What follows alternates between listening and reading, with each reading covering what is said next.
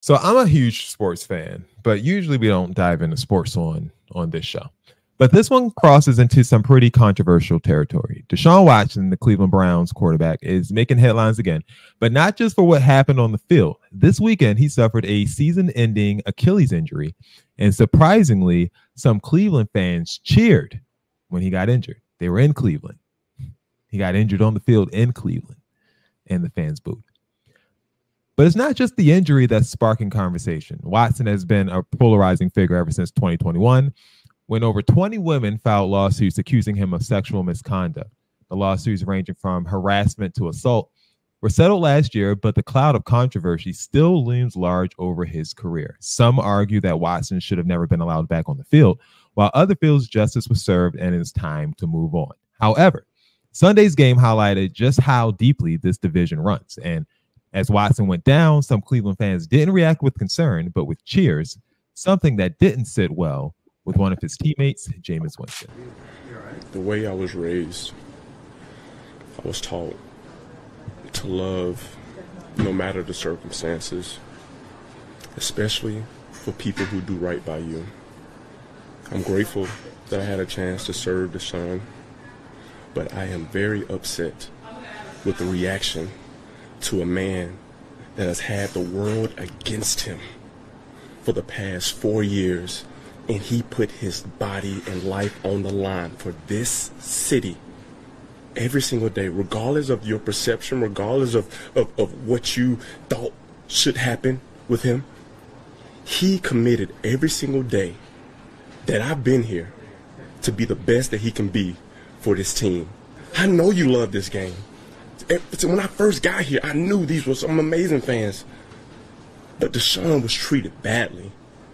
And now he has to overcome another obstacle. So I'm going to support him. I'm going to lift him up. And I'm going to be there for him. Because I see the way he fights. I see the way that he works. And I know who he is as a person and as an NFL quarterback. And that's all I have to say to address him. I'm sending up my prayers. I already prayed for his leg, and I will continue.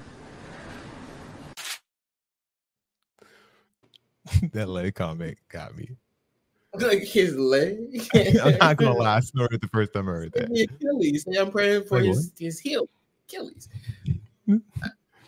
Look, I always think it's terrible when people get injured in any sport or any type of physical contact or whatever, and people like don't care, like they laugh and stuff like that. Like I understand maybe not liking him as a player, because they did boo him, but when he first came onto the field too. Right. I understand not liking him as a player. I even understand not liking him as a person, just based on the other things that he did. But I do think that it's crazy to be okay and laugh at a person when they're injured. However, I mean, this sexual misconduct stuff is very serious too. So it's kind of one of those things, like, you didn't die. Like, sure, this is probably going to end your season. He got paid. Like, he literally got paid. The year that happened in 2021, he got paid $230 million guaranteed. He was the first quarterback to ever get $230 million fully guaranteed. Like, he was rewarded. I don't agree that he was rewarded for that action. He was literally rewarded. I think two things happen, but I don't think that they correlate with each other. But I do understand what you're saying. I think overall, though, it's one of those things like we have to start taking sexual misconduct very serious. And I do think that this was a display of the people doing that, on top of the fact that you're not doing that well as a quarterback. Yeah, it hasn't been good at all since he signed that contract. Ty, is it ever good or fair to celebrate someone's injury, even if their off-field behavior is questionable? No, I don't think we should. Let me think about that. I mean, just a reminder, he's accused of sexual assault, putting pressure on women to do illicit things during massages, things that they weren't comfortable. They've come out to say they weren't comfortable doing, and it's been over 21 lawsuits allegedly. Yeah, it's one of those situations where you kind of just sit back and say, "Well, God don't like ugly," and you move on, right? So okay. God don't like ugly. God don't like ugly. You get what you get. That's what you're saying. You get what you get. God don't like ugly. That's my crime. I mean, I do think it is crazy though for his teammate to come out and do that whole soliloquy. Like, that was a lot.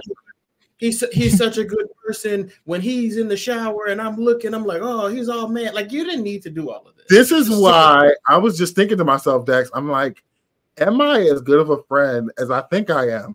Because I'm not doing any of this stuff. Like, I'm not doing any of this stuff for people. And these people are out here going very hard for other people.